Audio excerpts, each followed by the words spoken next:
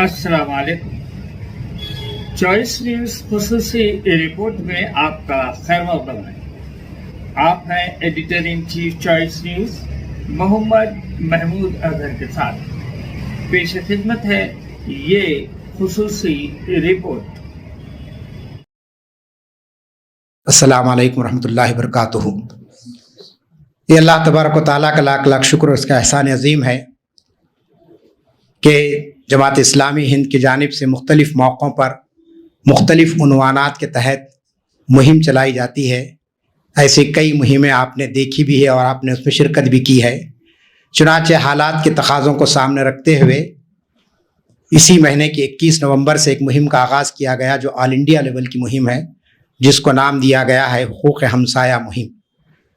इस मुहिम के ज़रिए ये कोशिश की गई मिसाली पड़ोसी का क्या खुसूसियात हैं और मिसाली मुआशरा कैसे होगा। इंशाअल्लाह मुहिम की तफसीलात नाज़िम शहर आपके सामने रखेंगे। अल्हम्दुलिल्लाह रब्बिल आलमीन वस्सलातु वस्सलामु अला रसूलिल करीम। हज़रात ग्रामी, माशरे की मौजूदा सूरत हाल हमारे सामने है। ये माशरा बहुत ज़्यादा इनफरादियत पसंद हो चुका है। आज के इस सूरत हाल में जहाँ न्यूक्लियर फैमिलीज़ का कॉन्सेप्ट बहुत बढ़ चुका है, लोग अपने पड़ोसी से वाकिफ़ नहीं हैं, बल्कि इस हद तक लोग इनफरादियत पसंद हो चुके हैं कि एक घर में रहने के बावजूद भी अपने फैमिली मेम्बर से ताल्लुकात में बहुत कमी आई है, एक दूसरे के मसाइल से नावाकिफ़ हैं। ऐसे वक्त में जब अफराद खुद अपने ही अफराद ख़ानदान के ताल्लुकात बेहतर नहीं हैं और उनके मसाइल से वाकिफ़ नहीं हैं, ऐसे वक्त में पड़ोसियों के हुकूक़ की अदायगी बहुत दूर की बात हो चुकी है। हमारी कोशिश ये है कि पड़ोसियों के हुकूक़ की अदायगी के लिए माशरे में शऊर बेदार हो और सब मिलकर एक काम करें। जहाँ पड़ोसियों के हुकूक़ की अदायगी हो, वहीं गैर मुस्लिमों में इस्लाम के मुतालिक जो गलत फहमियाँ हैं वो भी दूर हो, पड़ोसियों के मुतालिक जो गलत फहमियाँ हैं वो भी दूर हो। हम देखते हैं कि नए सिटी में जहाँ गैर मुस्लिम आबाद हैं, वहाँ मुसलमानों को घर देने से भी, किराए पर मकान देने से भी वो लोग डरते हैं।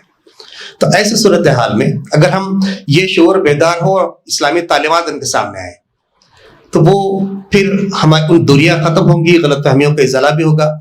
हमने सोशल मीडिया के जरिए भी ये मुहिम मनाई है और मुख्तलिफ पोस्टर्स के जरिए, तकारीर के जरिए, यही पर तश्कील दिए गए वीडियोस के जरिए से, और इस तरह हमने ये मवाद भी सोशल मीडिया पर शेयर किया है। और हमारा कैडर मुस्तकिल तौर पर अपने सोशल मीडिया पर, अपने स्टेटस पर भी ये चीज़ें, अहादीस और कुरानी आयात रख रहे हैं। और इसके ज़रिए से एक मौका मिल रहा है कि गैर मुस्लिम दोस्तों से भी कि वो इस उन्वान पर हमसे गुफ्तगू करें। तो लिहाजा हम चाहते हैं कि जिस तरह हमने खतीब हजरात से अपील की है कि जुमा के खुतबात के ज़रिए, दुरूस कुरान के ज़रिए, दुरूस हदीस के ज़रिए से ये शऊर बेदार किया जाए, वही हम आप तमाम मौजूद शहर से अपील करते हैं कि मोहल्लों में इन हुकूक़ की अदायगी के लिए मुस्तकिल तौर पर हमारे मौजूद शहर भी कोशिश करें।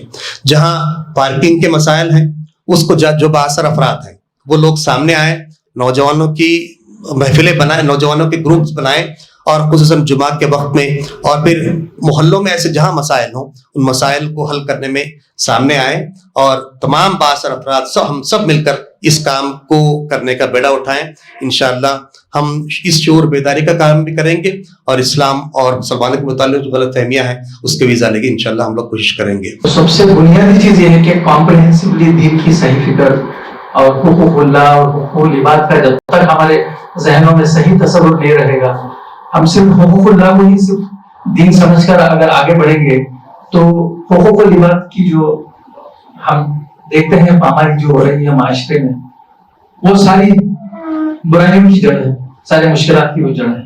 कि हमारे शहर का वाक़या टोरी चौकी का, कि उनका बच्चा जल्दी में जा रहा था, सीढ़ियों पे से गिरा हो, तो तकरीबन 20-25 सीढ़ियाँ फिसल गया, रात का वक्त था, नीचे गिर गया, बेहोश हो गया, खून निकल गया उसका। उनका बयान ये है कि मैं फ्लैट के एक एक दरवाजे पर मारा, सबके पास कारें थी लेकिन कोई आने के लिए तैयार नहीं हुआ। और मुजाहिद साहब ये हाल हुआ कि मैं बच्चे को जब ले गया हॉस्पिटल तो बच्चे का इंतकाल। हमको चाहिए कि हम अपने पड़ोस में जो बेदीनी है, जिहालत है, उसको दूर करने की कोशिश करें, और ये जिम्मेदारी दोनों पर है। اگر مسلمانوں میں یہ شعور جاگ جائے کہ میری جو زندگی ہے اس کا جو معیار ہے، اس معیار کو سامنے رکھ کر کم سے کم میرے پڑوس میں جو بیوہ رہتی ہے اس کا بچہ اسکول سے اس کو واپس کر دیا جاتا ہے محض اس وجہ سے کہ اس کی فیس پے نہیں کی گئی. کاش ایک مالدار ایک غریب کے بچے کی فیس کا اسپانسر لے لے تو کتنے لاکھوں بچوں کی تعلیم ہوگی. ہم ان کے ساتھ جب ایثار کرتے ہیں تو پھر وہ ہمارے اوپر نثار ہوتے ہیں. جب تک ہم ایثار نہیں کریں گے تب تک کچھ ہونے والا نہیں ہے. تو اس کے لیے ہم وقت کی قربانی دیں، جگہ کی قربانی دیں، مال کی قربانی دیں. اگر کچھ نہ ہو سکے تو کم سے کم مسکرانے کی قربانی دیں. چیچینیا کے واقعات پر تو ہم جو ہے نا بہت شدید اپنے جذبات کا اظہار کرتے ہیں. آسام کے واقعات پہ کرتے ہیں، آسام کی جو ہے حالات پر ہم تبصرے کرتے ہیں، اور یہ میرا بھی ہے اور سبھی کا ہے، لیکن میں اپنے پڑوس سے واقف نہیں ہوتا ہوں. تو یہ میری ذمہ داری ہے. تو اس وجہ سے میں چاہوں گا کہ اس کے اوپر کوئی تجاویز ایسی رکھی جائیں جس پر کام کیا جائے، اور شرکائے مجلس جو ہے آگے بڑھ کر کہیں کہ یہ کام میں کروں گا اور میری ذمہ داری میں کیا دیا جا سکتا ہے، مجھے کیا کرنا چاہیے. اس کی کوئی گائیڈ لائن ہونی چاہیے. ڈائگنوز تو سب کرتے ہیں لیکن دوا کی جو کوشش ہونی چاہیے وہ نہیں ہو رہی ہے. اس پہ عمل ہونا چاہیے.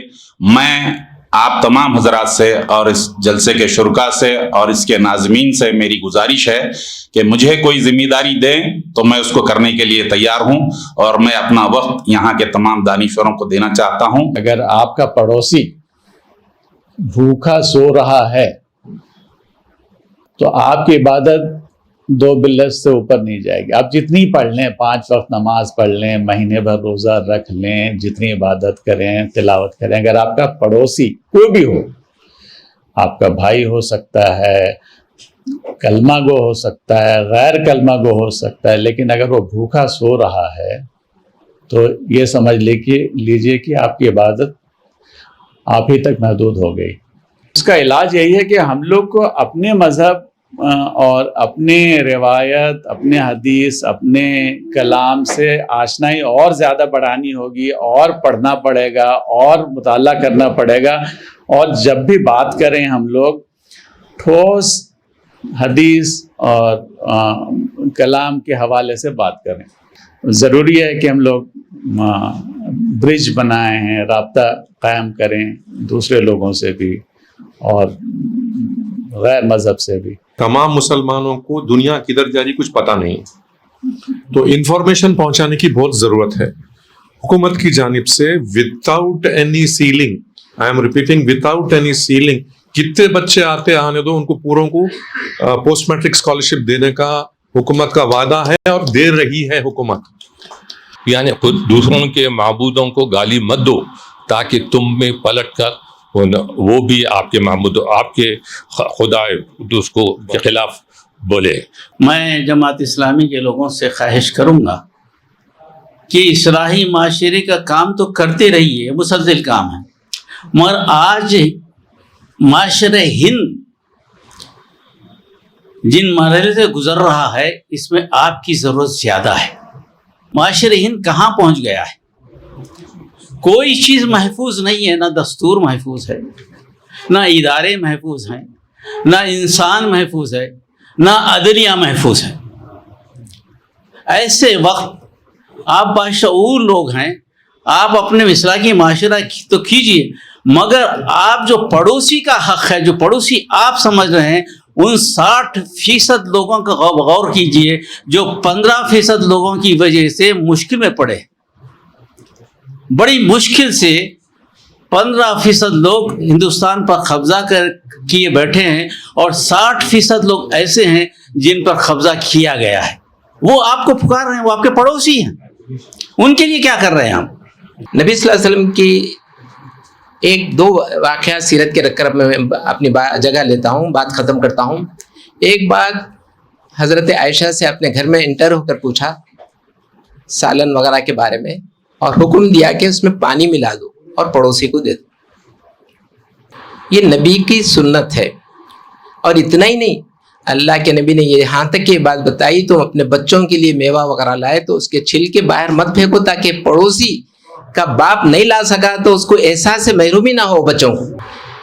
میدان جنگ ہے، روح قبض ہونے کے لیے ہے، پانی کی ضرورت ہے، پانی لے کے پہنچا گیا ہے تو بازو سے آواز آئی پانی، ٹرانسفر کر دیے پانی، خود نہیں لیے، اپنے زیادہ اس صحابی کو پریفر دیا جن کی روح قبض ہونے والی ہے، اپنی روح قبض ہو رہی، پانی کی شدید ضرورت ہے، لیکن اس پڑوسی کی اس ساتھی کی طرف توجہ دلائی کہ پانی ادھر پہنچاؤ۔ جب پہنچا کے واپس آئے تو یہ بھی اس دنیا سے رخصت ہو گئے۔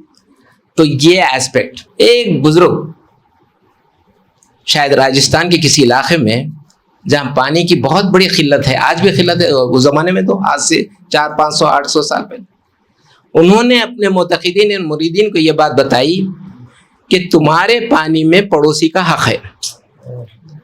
یہ ایک ہی بات کافی تھی لوگوں کے اسلام قبول کرنے کے لیے۔ تمہارے گھر میں جو پانی ہے اس میں تمہارے پڑوسی کا حق ہے۔